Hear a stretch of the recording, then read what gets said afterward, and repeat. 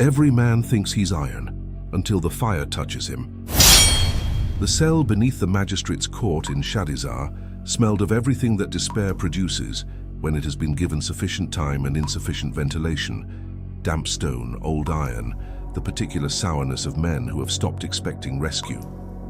Conan of Cimmeria sat in that darkness with his wrists in chains thick enough to moor a river barge.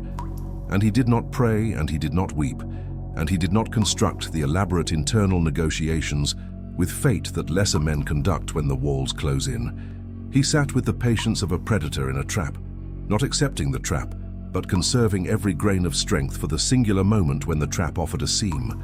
The seam arrived in the form of a priest. Murillo was not a warrior.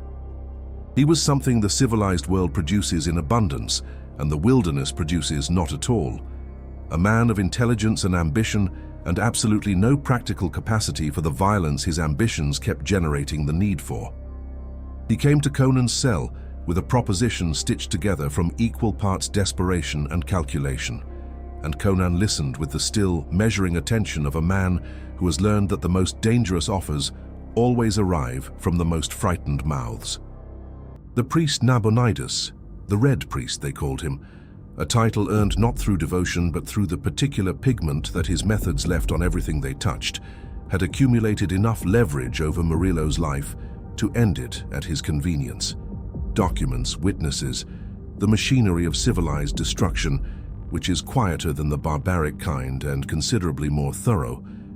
Murillo needed the priest removed from the architecture of his existence. He needed someone for whom the removing of dangerous men was not a moral crisis, but a professional transaction. He needed, in the plainest terms, a man with nothing left to lose who was good at violence. Conan looked at the chains on his wrists and then at Murillo and said nothing for a long moment. Then he named his price in the flat, unadorned manner of a man who has never learned to dress a transaction in the clothing of social comfort.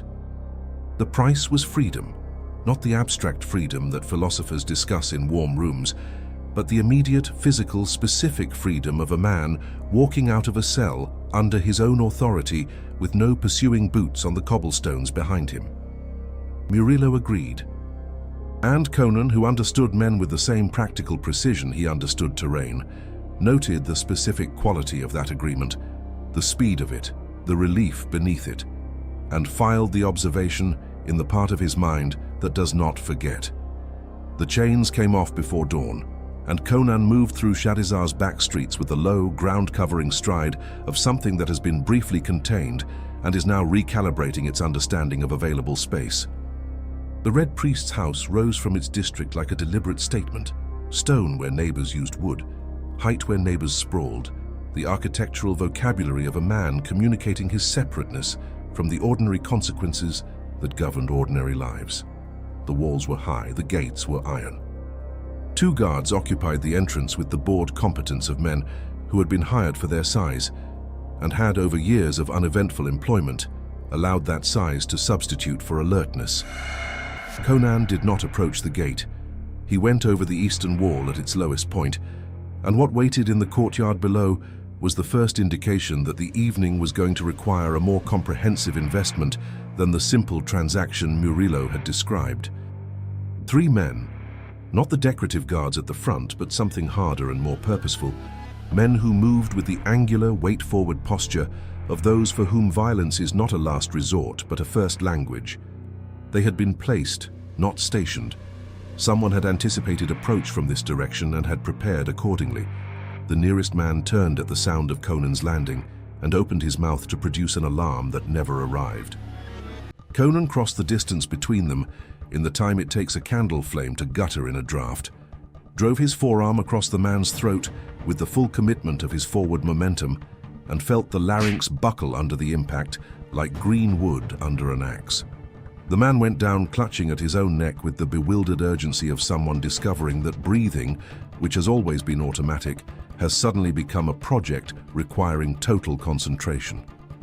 The second guard came in fast and low with a short blade angled for the kidney, a professional's choice, the kind of target selection that speaks to actual instruction rather than tavern brawling.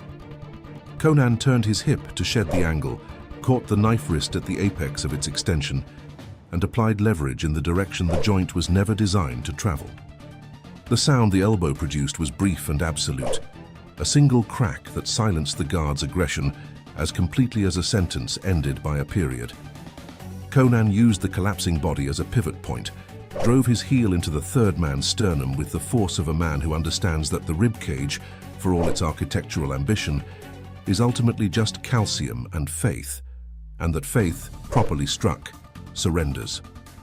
He stood over 3 men in the time it takes the comfortable to finish a prayer, and reached the door with blood on his hands that was not his own. This is what strength actually is, not the belief in your own capability that you carry through uneventful days like a coin you have never spent, and therefore assume is still valid. Genuine strength is what remains after the belief has been stripped away by circumstances that have no interest in your self-assessment. The guards in that courtyard believed themselves capable. They had trained. They had been selected. They had stood their posts through cold nights and dull mornings and maintained the internal narrative that they were equal to whatever the position required. They were not equal to Conan, not because he was larger, though he was, not because he was faster, though he was that as well, but because there is a quality that develops only in men who have been genuinely, repeatedly, comprehensively tested by situations that offered no comfortable exit, a quality that has no elegant name in civilized languages, because civilized languages evolved specifically to avoid the necessity of discussing it directly. The inside of the Red Priest's house was wrong in the way that all spaces maintained by genuinely dangerous intelligence are wrong, too ordered, too considered, every element in a position that served a purpose not immediately visible. Conan moved through it, with the careful, weight-distributed tread of a man who understands that floors can be information and thresholds can be decisions. He found Murillo first, which was not the plan. The young nobleman had, in a fit of initiative that his practical capabilities could not support, preceded Conan into the house through some entrance of his own devising and had been apprehended by whatever mechanisms the Red Priest maintained for exactly this category of amateur incursion. He sat bound in a chair in a lower room with the expression of a man confronting the precise gap between what he had imagined he was capable of and what the situation had measured him at. The gap, it appeared, was substantial. And this is the moment the world produces for every man eventually, regardless of his station or his resources or the quality of his self-regard. The moment when the test arrives in a form that all his preparation had not specifically addressed, and he discovers whether what he built in comfortable times has any structural integrity when the weight is genuinely applied. Murillo had found his answer. It was not a flattering one. Before Conan could complete the calculation of what this development required, the room's other occupant made himself known.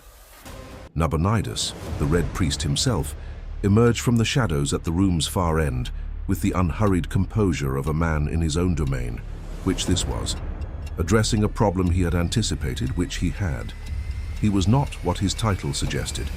He was lean and precise, and utterly without the theatrical menace that lesser, dangerous men affect. His eyes moved across Conan with the flat, measuring quality of an instrument taking a reading, cataloging, assigning values, reaching conclusions with the efficiency of a mind that had spent decades converting observations directly into advantages. He had a blade. He knew how to use it. The grip alone communicated a history with the weapon that spoke of instruction, practice, and application. He moved with it the way trained men move, weight distributed, no wasted motion, the economy of someone for whom fighting was not passion, but profession. Conan had not survived this long by underestimating professional men with blades. What followed in that room was not the clean, geometric exchange of the training yard.